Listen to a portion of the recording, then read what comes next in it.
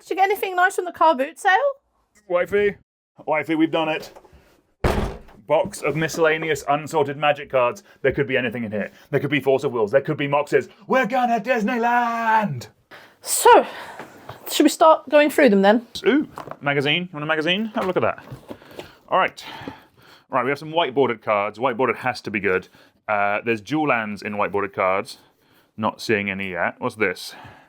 Is that Scimitar Arabian Nights? Ooh, Bazaar of Baghdad's in Arabian Nights. This has to be good. Is that whiteboarded though? According to this, it says that may be Chronicles. Ooh, Chronicles. That sounds expensive. I don't think so, I'm afraid. Ooh, we're at this one. This is a different set symbol. What's this one? Apparently that's Fallen Empires. Cool. That all sounds great. That also sounds expensive. Who'd you rather meet, Mickey or Minnie? Panda, what's the reserve list? The what, sorry? So, in here, there's the reserve list. There's a bunch of cards they're saying they're never going to reprint again. So that'll make things complicated. That's right, Sahar. The reserve list is one of the most complicated and contentious issues in the 30-plus year history of Magic the Gathering. But why do we have it, and how is it still affecting Magic players today? Well, welcome back to Too Sweet MTG. Today, we're talking about the reserve list. Daniel, who are you talking to? I'm talking to the camera, obviously. Do you mind? The year is 1996. Twister, Mission Impossible, and Independence Day are kings at the box office. The Spice Girls released Wannabe, The Prodigy released Firestarter, and Baddiel and Skinner released Three Lions in time for England to throw it away at Euro 96. And yes, I know half my audience is American. All you need to know is that Alan Shearer is a god, and the English are shit at penalties. Importantly for this story, the internet is still in its infancy. Google was 2 years away at this point. This is what websites looked like in 1996. A lot of the way people found out about their hobbies was still in print media, with things like The Duelist being how a lot of Magic players found out about new cards they hadn't seen in person. Talking of 1996, Magic the Gathering turned 3. Hooray! Up until this point it had been pretty successful and smooth sailing for the Deckmaster game that could. The first 3 print runs, later known as Alpha, Beta and Unlimited, sold out everywhere immediately. Alpha obviously came first in August 1993, with Beta coming just 2 months afterwards in October, fixing some print run issues, like them not printing Volcanic Island in Alpha, for example. These are also both black bordered sets. Unlimited is considered the first proper reprint set, and it's white bordered in order to differentiate it from the limited sets of Alpha and Beta. The thinking at the time was that only original printings would be black bordered. Any reprints would be white border in order to help the original printings keep their collectability. The rest of 1993 and the bulk of 1994 is also great for Magic the Gathering, with Arabian Nights, Antiquities, Revised, Legends and the Dark all being released and all being considered good sets, with lots of cool cards that people want. All these sets are selling out, and Wizards isn't able to keep up with the demand of their runaway success. The first real sign of a slip-up comes in November 1994, with the release of Fallen Empires.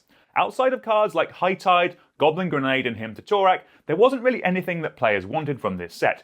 And even some 30 years later, the most expensive cards from this set is Rainbow Veil, and you can pick that up for around $5. You need to leave! The second issue is that because every other set has been so successful up to this point, they really printed a lot of Fallen Empires, way more than they realistically could ever sell. Estimates are somewhere in the region of 312 to 340 million cards were printed, which is a hell of a lot, but it's staggering when compared to estimates that from the previous set, The Dark, were only about 62 million cards printed. They actually printed less Revised in order to buff up the print run of Antiquities, so do consider that the next time you're looking at buying a dual land. The combination of the set being bad and the volumes printed hit Wizards, distributors and game stores really badly, because they were all stuck with a large amount of product that no one wanted, which ended up being stuck on shelves for years. The price of a booster box only really rose above that of a master set during the pandemic. That's how long it took. This misfire of a set was so bad that many Magic players heralded it as the end of Magic the Gathering. But it was in 1995 when things really started going awry. The first of the year is 4th edition, released in April, and while it was a great success for new players getting access to a lot of these cards for the first time, yes, hello. It was the first time that cards from expansion sets like Arabian Nights, Antiquities, Legends and the Dark had been reprinted. Up until this point, a lot of people thought these cards weren't going to get reprinted, so for people playing from the start, it was a change that they had to get used to. Players were starting to realise that the cards that they were spending money on might not always be worth the amount of money that they spent. Ice Age came next in June of 1995, and while it unfairly got a bit of a bad rep in the years afterwards, and it did have some reprints, it was nothing compared to what was coming next. A month later, in July of 1995, things really start escalating with the release of Chronicles. This was a reprint set made up entirely of expansion sets, and while the reprints were in white border, it caused the price of these cards within it to absolutely tank. This coming off the back of the mass reprints in 4th edition really spooked a lot of players. And it's worth clarifying here that this isn't collectors getting annoyed that the price of their Moxes or their dual lands were going down in price. This was a large portion of the player base and also game stores who were selling these cards as singles who were getting upset. They were frustrated that cards like Palladian Moors, Carrion Ants, Killer Bees, Mishra's Factory, and Urham Jin, and others were losing their value. These were the cards in the top tier decks of the time. Again, this is before collectors and investors as we know them today. Cards weren't thousands of dollars. The most expensive cards of the time were around $50, with the most of the reprints affecting cards that were around the $20 mark. This is what Magic looked like in 1995 and 1996. This is the first Pro Tour, and they're not playing with sleeves yet. Magic had only been around for a couple of years at this point. There were just a lot less cards around then. Imagine if the value of your most playable cards dropped by 70% over the course of 6 months. Would that make you want to continue buying cards, or at a minimum, would it make you want to stop buying packs and wait for the cards you want to get reprinted and drop in price? Also, I'm just going to say it, 1996 marked Rosewater was hot. Look at this dreamboat. Things unfortunately get worse in October 1995 with the release of what is widely considered to be the worst design set of all time in Homelands, which again, like Fallen Empires before, struggles to provide players with cool cards or a major reason to buy packs. This is where we are as we enter 1996. We have this perfect storm of fuckery. We've got players not wanting to buy new packs because the most recent sets have not been good. They don't want to buy the older packs or singles from them because a bunch of the cards have lost a bunch of value recently, and they're afraid to buy or trade for cards that are currently valuable because they think they could just get reprinted again in 6 months and lose all their price. That pressure is also being felt by game stores and distributors, who have also been burnt and will be stuck with pallets of Fallen Empires that they won't shift for decades.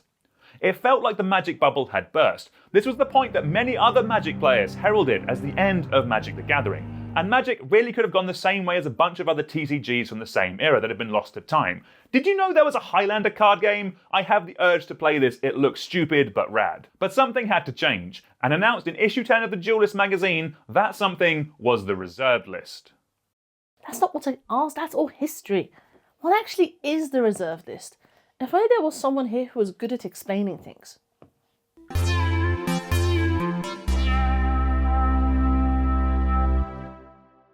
Many Magic the Gathering players ask the question, what the fuck actually is the reserved list? Basically, the reserve list is a promise from Wizards of the Coast not to reprint certain cards, specifically in black or white border or in game functionally identical form. That means we're not going to get a Black Lotus with a different name, no Lac Botus or Jox Met for you. The list was originally made up of every card from Alpha and Beta that did not appear in 4th edition or Ice Age, as well as all uncommons and rares from Arabian Nights and Antiquities that had not already been printed in white border, along with all the rares from Legends or the Dark that also hadn't been printed in white border. And importantly, a promise to add 75% of all rares from future sets to the reserve list. Looking back at the reserve list some 30 years later, we see all the negative connotations that come with it, like evil collectors hoarding cards instead of playing them, or ludicrous buyouts by investment bros. But without the reserve list being introduced in 1996, there is a very good chance Magic might not be here today, or at least it may not be anywhere near as popular or successful. There is also a world where they could have just ignored the players and powered through without doing anything, and things, maybe, could have been fine. But Wizards of the Coast had only been founded in 1990. It was a new company. This was before they made Pokemon, this was before they bought D&D, and it was well before they got bought themselves by Hasbro. I do genuinely believe the intentions at the time were good, despite the outcomes. See, wasn't that better? Nice to have a professional around here. What do you mean? I can be professional. What's this? So that's what the reserve list is. Let's talk about its actual effect. Importantly for Wizards, it did have the desired outcome at the time and helped mend the trust with players, game stores and distributors. It showed them that buying Magic cards wasn't going to be a waste of money, and while some cards might get reprinted, generally the rares and the chase cards would stay at least at the same price that you paid for them. And that's ultimately what the reserve list was introduced to do. It was to let cards keep value. It was to keep your $20 cards around the $20 number. It was never intended to be this dam holding up the price of cards worth thousands of dollars. But a major factor that wasn't really considered at the time was the demand. Obviously cards like Moxes and Lotus were in demand from the start, but things like Dual Lands weren't thought of as cards that were hard to get. They'd only just been printed and remained surprisingly cheap for a number of years after the announcement of the reserve list. But as we move further and further away from these cards' last printings, and more players come into the game, the demand for these cards will naturally rise. That demand really gets pushed from three main drivers.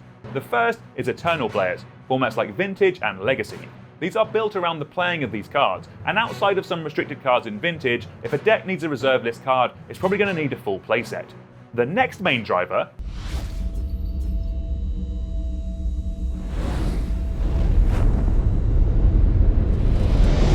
Greetings, humans. You have entered the command zone, your destination for all aspects of Elder Dragon Highlander. Enjoy your stay. Hello everyone, welcome back to the Command Zone.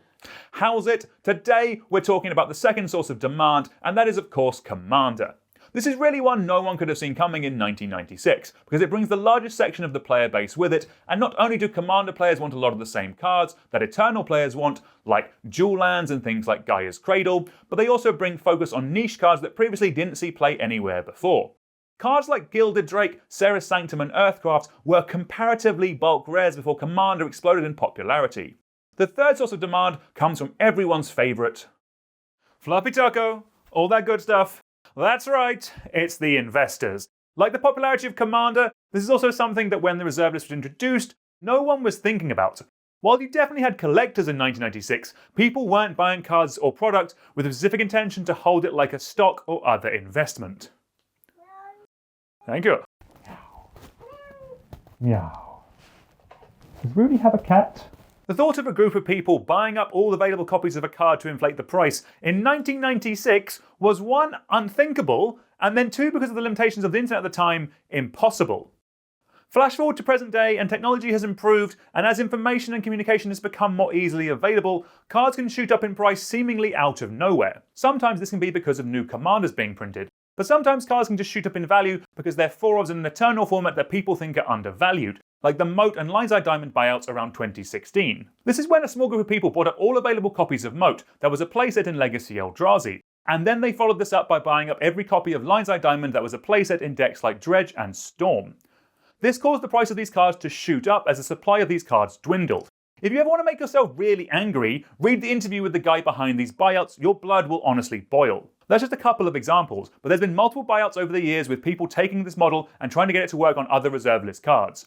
Some of these are successful, and they generally tend to be on cards that people actually want and need to play. Some are not successful, and they tend to be being cards that have no use whatsoever. Like, apparently there was also a Thought-Lash buyout in 2016 as well. That's 4 years before Thassa's Oracle actually made that card playable. But if you are thinking of buying out all the copies of an unplayable reserve list card, make sure you're doing it using our TCG Player affiliate link that you can find down in the description below. Helps out the channel, helps us buy those legacy staples. The end result of all the buyouts is that cards get more expensive. Even when the buyouts don't really work, the cards never go back down to the price before the buyout. For singleton formats like Commander, this sucks for players, but for Eternal format players, it could eventually spell the death of their formats in paper. As the price of playsets of Dual Lands and other reserve list staples continue to rise larger and larger, someday we will reach the point where Paper Vintage and Paper Legacy will just die, as the players with the cards age out of playing competitively and the new players can't afford the cost of entry. It's worth mentioning here as well, people do try these buyouts with non-reserve list cards, but the tricky part here is that the non-reserve list cards can just be reprinted.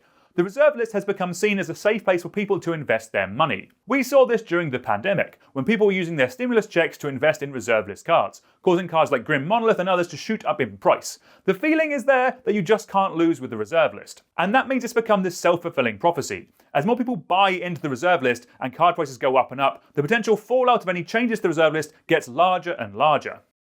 It's also hard for me to stand here and argue that Wizards as a company hasn't benefited from the reserve list. It's good for Wizards that cards are expensive. It makes selling packs easier and helps justify the cost to players. While it might not be what's best for Magic the game or its player base, it's good for Wizards that a Black Lotus sold for $3 million in 2024 and that Post Malone spent $2 million on the 1-of-1 ring in 2023. It's good free publicity and tells the world that Magic the Gathering cards are worth something. Me, personally, I do think it's good that Magic cards have value. That feeling when you pull a chase rare or a mythic from a booster pack has been part of Magic from day one. It's part of any collectible card game. And I do also think that it's good that when you buy a card that there is a general idea that it's going to roughly keep its value. That was the idea when the reserve list was introduced. But what's gone wrong is that as the game has grown, the reserve list skews the cards on it to be more expensive because of their guaranteed scarcity. This is anecdotal, but if you go through TCG Player and count how many cards each of the most popular card games have that are over $100, Magic has the most of these by an absolute mile. I know Magic has been around the longest, and this list does include fancy versions of cards, which Magic has been doing a lot recently. But I don't think TCGs get this skewed without outside force. With Pokemon, it was this cunt. But with Magic the Gathering, it's the reserve list. The reserve list has guaranteed that there are expensive cards in the game. This helped Magic in its early years, but its continued existence and the continued rise in prices will continue driving a wedge between the players that have and the players that have not. Panda, what does banding do? Sahar, I love you so much, but we do not have time for that in this episode. Maybe next week. It's been pretty clear over the years that some people within Wizards don't like the reserve list, and there have been times where they have pushed things or tested things to see what can be done to it. Let's have a look at some of them now. In 1999, Wizards announced that from Mercadian Masks onwards, cards would no longer be added to the reserve list.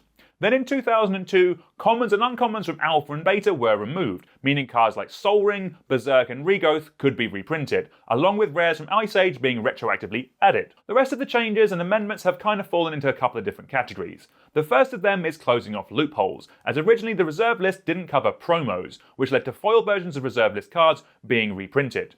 Firstly, you had these in Judge promos with cards like Gaia's Cradle, Intuition, Yawgmoth's Will, Wheel of Fortune and Survival of the Fittest, all getting reprints as rewards for judges. A more contentious and interesting example of something similar occurred in 2010, when Aaron Forsyth, director of Magic R&D, met with Ben Bleiswaith, general manager of Star City Games, Stephen Menidian, a Vintage World Champion and columnist for Star City Games, and Eric Riesener, who worked in distribution at the time but now does work for Wizards. They all met along with a bunch of other Wizards employees to discuss the reserve list. Now, this meeting was heavily NDA'd, but afterwards it caused Ben Bleiswaith to write in his Star City Games series Insider Trading that the reserve list is effectively dead. That is a pretty big damn statement, and my guess here is they made it because he was told about the Wizards' plan in 2010 to reprint a foil version of Phyrexian Negator, a reserve list card as part of the upcoming Phyrexian v the Coalition duel decks. And then after that reprint a bunch more reserve list cards with Karn Silver Golem, Mastercore, Mox Diamond and Memory Jar getting reprints as part of From the Vault relics. They really must have thought they were cooking with gas here, but something changed really quickly, as less than a month after Ben Bleiswaith's article, Wizards announced that they were closing the premium loophole, so foil versions couldn't be used as ways of printing reserve list cards going forward. It's worth highlighting in this timeline that the announcement that they were walking back on this change came so quickly, it was less than a month after the dual deck and From the Vault relics had been announced, and they'd not even had their full contents been fully spoiled yet. At the time the foil loophole was closed, only Phyrexian Negator and Mastercore had been spoiled. That is such a lightning quick turnaround that in my humble opinion, someone in legal must have had a word and shut that shit down as quickly as possible. Whether that was Wizards legal or Big Daddy Hasbro legal, we will never know. But put a pin in that legal stuff, we will be coming back to it later. There are other ways that over the years Wizards have tested the reserve list, shall we say. Another one is cards with different coloured borders and different backs. Between 1997 and 2004, Wizards would release World Championship decks.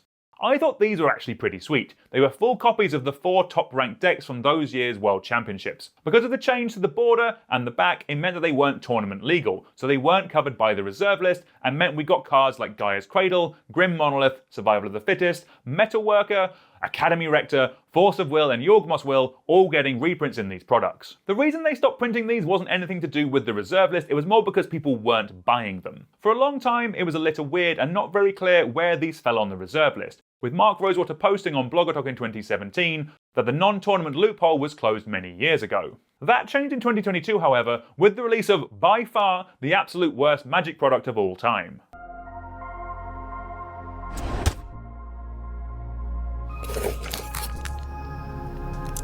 Hello you Banalish heroes, welcome to the Cracker Pack. Today we're talking about the 30th anniversary edition.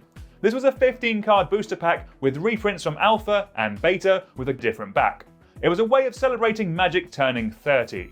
This could have been one of the greatest products of all time. Imagine this product as a way for people to experience Magic as it was in 1993, as Richard Garfield literally intended. You could have done sealed with your friends, or even a draft, while having a chance to open some iconic Magic cards. The issue... What you get is the package comes with 4 booster packs. Okay. It's $999. And we're going to be selling it through the same partners that do Secret Lair. I've had to badly Photoshop a PNG of this product because we don't have the budget to buy one of these. Honestly, $250 for a booster pack is just insanity. The fact that a bunch of the cards in them are more expensive than the originals because so few people bought this product is wild to me. This insane corporate greed was the point that many Magic players heralded as the end of Magic the Gathering. But for the point of this video, it does show there is room for them to at least print gold-bordered versions of cards with different backs. Another way that Wizards have skirted the reserve list, as it were, is with alternate printings. Part of the reserve list was that they wouldn't print functionally similar versions of the cards. Now, over the years, we have seen them push this. Reverberate, for example, is basically the same card as Fork. The tiny difference is that Reverberate doesn't have the clause that makes the copied spell red. For timescale as well, this was also in 2010, the same year as the reserve list is effectively dead statement, and the printing of Phyrexian v Coalition dual decks, and the printing of From the Vault relics. So in my opinion, it does feel like their plan in 2010 was to find ways around the reserve list. Another interesting thing happened in 2010 that we know about because of a picture of designer Ken Nagel's playtest card binder. We know in 2010 that Wizards were experimenting with the idea of printing snow versions of original Alpha Beta duels, with this image of Snow Tundra. The rumour has always been that these were slated for the original Commander products that were then released in June of 2011, but these look to have been kiboshed the same time as the foil reprints. Another test of the reserve list is a card like Periphery Nose. This is just a colour-shifted drop of honey. The rest of the text on the card is exactly the same. There's some other examples over the history of Magic, but it shows that this is a way that sporadically they are willing to explore this as a way of reprinting reserve list cards. You then have an interesting case with the reprint of Moonveil Regent. This bulk mythic from Midnight Hunt could be considered a break of the reserve list. The reason being is that Rock of Kerr Ridges is a rare from Alpha and Beta and is on the reserve list. If you look at them, there is an argument that Moonveil Regent is just a power crept version of Rock of Kerr Ridges. It's 3 in a red for a flying creature.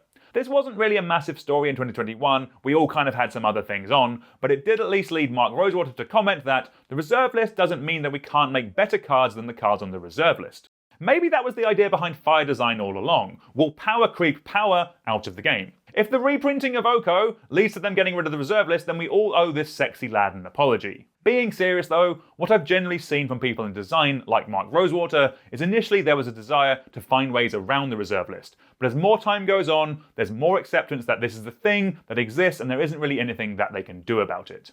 This plays into what we saw earlier. Perhaps it is Wizards or Hasbro legal departments that are ultimately the ones stopping the reserve list from being lifted.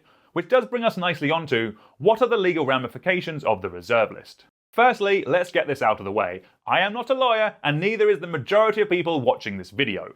What I'm going to be talking about here is generally going to be the widely considered reasons why legally Wizards and Hasbro couldn't remove the reserve list, and the possible reasons why they could. If you're just looking at the announcement of the reserve list printed in 1996, on the face of it, it doesn't look like a legal contract. For one, it's only from one side. It's not like all the players at the time signed the other side of this like you would generally need to see in a contract. It's normally between two parties. They both sign it for it to be binding. Without that, the reserve list is a promise, and normally promises aren't legally enforceable. Like, I'm not making this up. This is issue 10 of the Duel List. This is the announcement of the reserve list. This doesn't look like a contract. It sits after a pop-out poster for Netrunner and before an advert for the MLB trading card game. It's in a magazine. It's not gone through court or anything like that. Oh, I was reading that. That's the reason why a lot of the conversations on the legality of the reserve list come back to something called promissory estoppel. When this is applied, it allows a court to enforce a promise as if it were a contract. There's too much legalese to go over all the ins and outs of this. I will put a link down to an MTG Goldfish article by Scott Piazza that goes over this in more detail. But what the sentiment basically boils down to is that if you bought a card on the reserve list that has a higher value because of the promise of the reserve list, if those cards then lost value because Wizards of the Coast or Hasbro broke that promise, you could have a case for damages for the price lost on the card if you went to sell it after the reprint. Interestingly, if promissory estoppel is used, it's my understanding that it's the value that you paid for it that's used to calculate loss. So if you bought an Underground Sea for $20 in the 90s, its value would need to go to less than the original $20 for you to get anything. If it drops from $700 now to $300 after a reprint, that doesn't mean you're entitled to $400 because you only paid $20 for it originally. Also, these kind of damages would have to be very black and white. So if you traded for a reserve list card and it lost value, unless you had written confirmation, it's unlikely you'd be able to prove the value of the card when you acquired it. Again, this side of things is very complicated, and importantly, it's not clear what the outcome would actually be. Some people argue that because Wizards have made changes that we've spoken about before, and no one has challenged them legally about it, it sets a precedent that Wizards are able to make these changes again. Others argue that because it wasn't a promise that came from Wizards' legal department, and they weren't even owned by Hasbro at the time, that it's just not even valid at all. Again, I am not a lawyer, but at a minimum it should be easy to see how messy this whole conversation could possibly get, and how many people could get pissed off by it. But that brings us on to an even bigger issue, and that's who would actually sue Wizards. I'm sure there could be a number of investors that could join together, but lawsuits are very expensive, and Hasbro is worth around $8 billion. They are going to have better lawyers, they are going to have more lawyers, and they're going to have the ability to outspend and outlast anyone who sues them. This is where we get into my personal opinion and conjecture. In my opinion, if Wizards got rid of the reserve list tomorrow, I think there would probably be some kind of class action lawsuit by some investors or collectors, but ultimately it is something that I think Wizards and Hasbro would win. So that's all the legal side and all the hurdles in the way, but what is the actual benefits and arguments for removing the reserve list? Well, the most obvious is that it gives more players the chance to gain access to these cards, because it means Wizards can reprint them. With more availability, maybe Legacy or Vintage becomes more popular than Modern or Pioneer. There is also the argument that removing the reserve list and reprinting the chase cards on it won't negatively affect the price of the original cards in people's collections. In Randy Buehler's 2002 article, when they removed the alpha and beta uncommons from the reserve list, one of the reasons cited was what they saw when they reprinted other early cards, specifically Sarah Angel and Sangir Vampire. What they saw is that when these cards were reprinted, the older versions actually went up in price, because the newer versions drove up demand. How that works is that when these cards were reprinted, the overall want for the card went up. Some players were fine with the new versions, however some players wanted the older original versions of the cards because they maintained their collectability. In the article, Randy Buehler is specifically talking about cards in Standard, but it'd be really easy to see a world where they reprint the OG dual lands and it causes an influx of people wanting to try Legacy. Or maybe Bazaar at Baghdad or Mishra's Workshop gets reprinted. That could cause an influx of people wanting to try Paper Vintage, driving up the overall demand, offsetting any price loss caused by the reprints. That doesn't even begin to take into account the demand from Commander players. Again, look at dual lands. There's always an arms race in a lot of playgroups. If more people start getting dual lands and it becomes the norm, then more players will be after them, keeping that demand high. Also, if you look at other TCGs, Pokemon reprints cards all the time, but the original prints there are the ones with the high value, like the reserve list cards that we're talking of reprinting here. There's more to this as well. A few years ago, the professor made an argument on removing the reserve list, and used the example of Birds of Paradise. The argument here is that you can buy a new Birds of Paradise for around $10, but you can also buy an alpha Birds of Paradise for over $3,000. This is demonstrating that it doesn't matter if cards get reprinted, the earlier versions of cards will keep their value because they are already rare and collectible because of their age. Personally, I think this argument does have merit, specifically for cards that are good and playable. Where I think this falls down a little is cards that have been artificially inflated because of the reserve list. There's a lot of unplayable rubbish that people have invested in because it's on the reserve list. The only demand for them is that they are on that list. Whether you think that is smart or not, people have done this because of the reserve list existing. Like Pyramids, for example. It's a cool card, but it's probably not going to maintain its value of over $100 if it gets a reprint. There isn't going to be demand from players seeing it being reprinted, as it's not played in anything that matters. And think of the poor fools that try to buy out Thought Lashes. They're never going to optimize their investment. At least this should all show that there are multiple sides to the argument, and it's a complicated issue. But importantly, this does bring us on to the final question for today. And that is, does Wizards even need to get rid of the reserve list? I'm pulling out in my driveway, you all know what that means! It's time for another drive to work.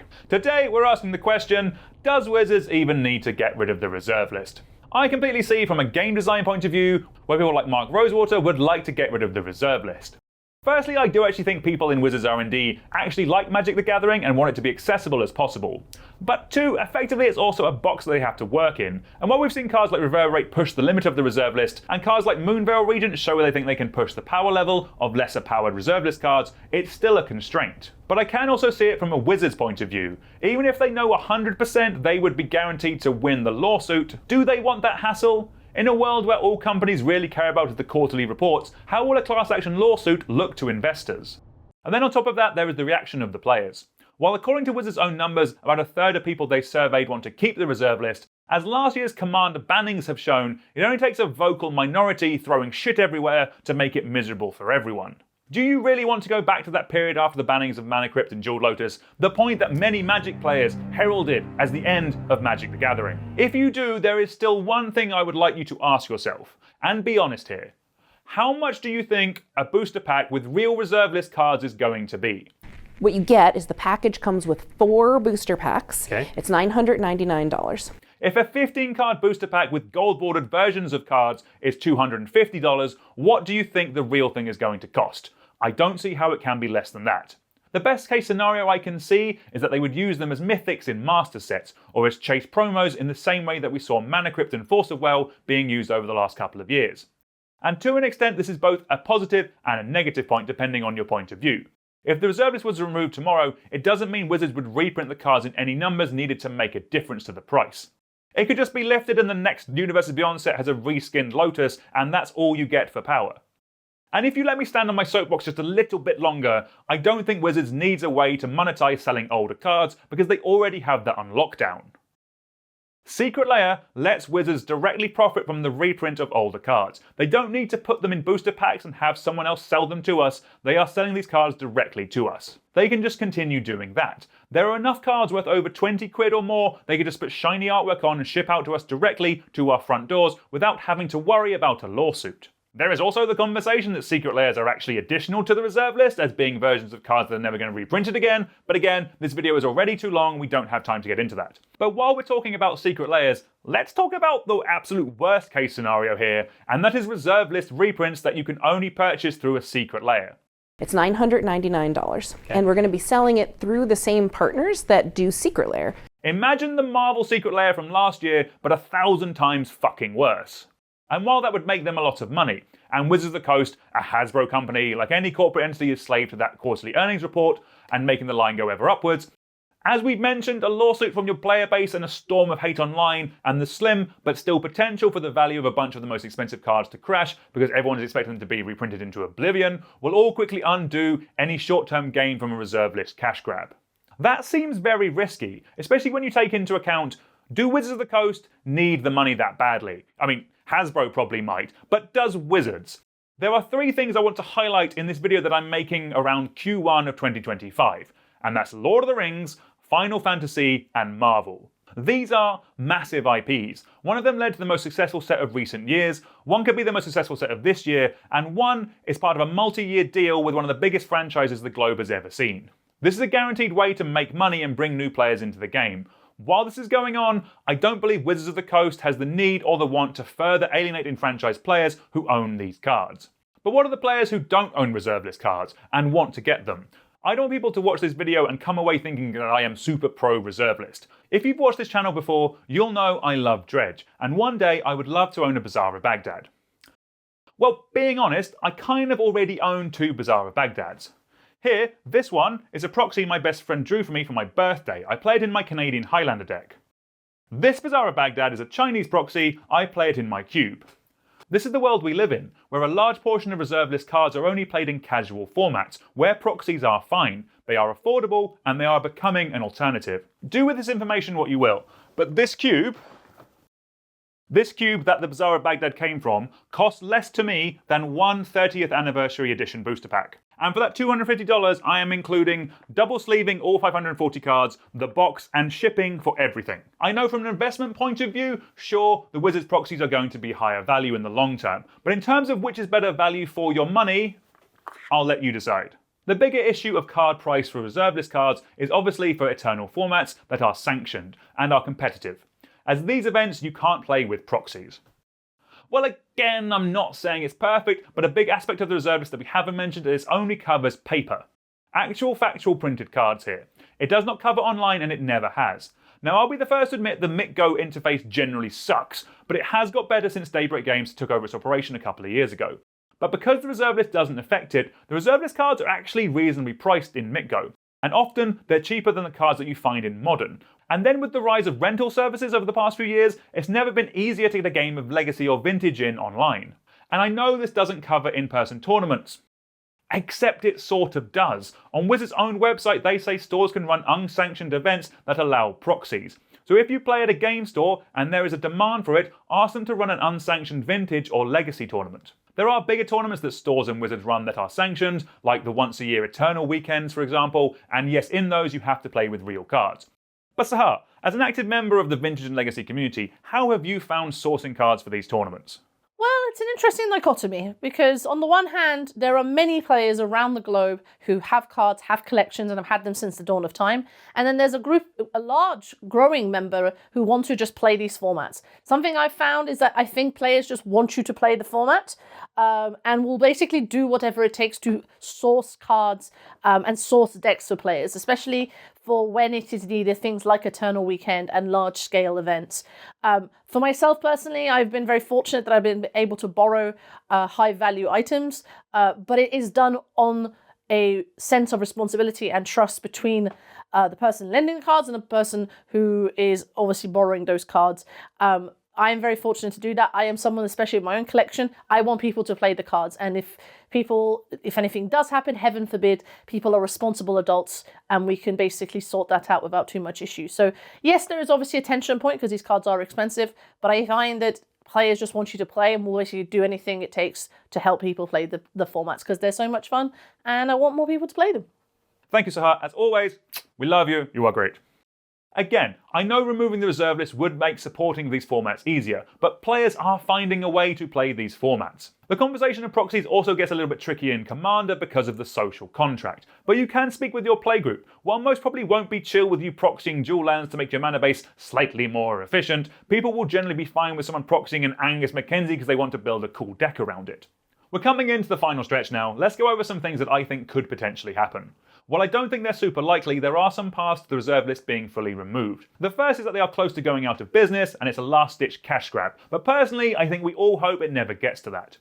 The second is caused by the rise of counterfeit cards. Now, I know I just talked about being very pro-proxy, but there is a difference here. Proxies are not meant to look like magic cards. All of mine at least have a different back. Like, look at this Bazaar of Baghdad. The back is completely different, and on the front it says, playtest card not for sale. I don't want this to ever be confused for a real card. I never want Sahar to take one of these cards to a tournament and get disqualified. The difference here is that counterfeit cards are designed to look like real magic cards, and with printing methods improving, counterfeit cards are getting better. And if they become so common and so easily accessible and start causing issues for people telling the difference between them and real cards, I could see Wizards using this as a reason to lift the reserve list. Not in a, well, there's fake ones out there, let's just print our own ones kind of way, but more in a, the fakes are so good we need to do something like change the card back to something that's harder for people to copy. In that kind of world, I could see them using it as a way of printing reserve list cards as they would be different to the originals, the backs would be different. How that works with the tournament legal clause, they could find a way around that if they wanted to. The last scenario is a slow lifting of the reserve list. This seems easiest of all the scenarios as they have removed cards from the reserve list before. So from a legal point of view, there is that precedent there. They could test the waters, say just remove the dual lands. Then after a couple of years, if those originals haven't lost value because of the demand for them has remained the same, they can use them as a reasoning to remove more, and then slowly more, until it's all eventually removed. A slow erosion as well also means your discourse on it is spread out, it's not as nuclear all at once, which would definitely be a massive plus. Being completely honest with you all, however, I don't think any of those are super likely. Personally, I think it being fully or even partially lifted is unlikely to ever happen. Wizards have tried this various times over the years to try and make changes to it, but while small pushes here and there can mostly go unnoticed, it seems that big sweeping changes that can upset players and investors seem increasingly unlikely. And while there is a want from R&D to do something about the reserve list, I don't think that translates to other parts of the company. I think we're going to continue to get callbacks to reserve list cards, like the energy versions of reserve list cards we got in Modern Horizons 3, or strictly better versions of bad reserve list cards like Moonveil Regent. I think the printing of Snow Jewels at some point in the future is more likely than the reserve list cards ever being reprinted. The other thing I really just want to shout out here is how much I think Wizards truly fucked it with the 30th year anniversary product. This was their ticket out of a large amount of the issues with the reserve list. If instead of $1,000 for 4 booster packs, it had been an actual reasonable price, printed at a decent size, this would have given Commander players and Cube players the answer that they need to the reserve list. It could have been something that they repeat for every big anniversary. Like the 35-year anniversary could have had cards from Arabian Nights and Legends, and then maybe the 40th has up to Urza's block, so we can get that Gaia's Cradle reprint for Commander players. That would have been slow, but it would have been a way to increase supply. Instead, all it did was show people that proxies are okay. If Wizards of the Coast is charging $1,000 for some proxies, why can't I proxy a whole cube for $250 with a box, with sleeves, and shipping? From personal experience, my whole playgroup's opinions on proxies basically changed overnight with that release. I think going forward, playgroups worldwide are becoming more proxy friendly. There will be more proxy friendly tournaments for Eternal formats. That is the future of the reserve list. If Wizards won't print the cards, then we will. And then, if that causes people to buy less Magic the Gathering product, that will stop the red line from going up. And then, at that point, the execs of Hasbro and its investors will herald it as the end of Magic the Gathering. And then maybe, just maybe, they'll have to do something about it. The reserve list is an incredibly divisive topic. I hope this video has at least shown why we are where we are. Let me know down in the comments what you think of the reserve list, what you think needs to be done, or how you and your playgroup are working around it. Also, everyone be cool, at the end of the day, it's only Magic. You've been watching Too Sweet MTG, please remember to like, share and subscribe, and thank you all very much for watching. So you got all that sorted. That's not too bad of a haul here. Get a nice little profit when you sell them. Sell them? You don't sell Magic cards, Sahar. You buy them to go into Commander decks, they then end up in your cut pile, and then when someone tells me to tidy away my chaff, they go in a box for 30 years accruing value. They're an investment. Well, you can tidy up your investment. Where you go? Come back. Look at all my playables. Because of the limitations of the internet at the time, impossible.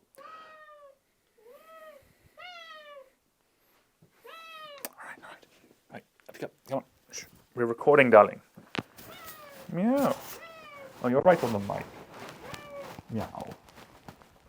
This is not helpful, you know. Nothing to let you.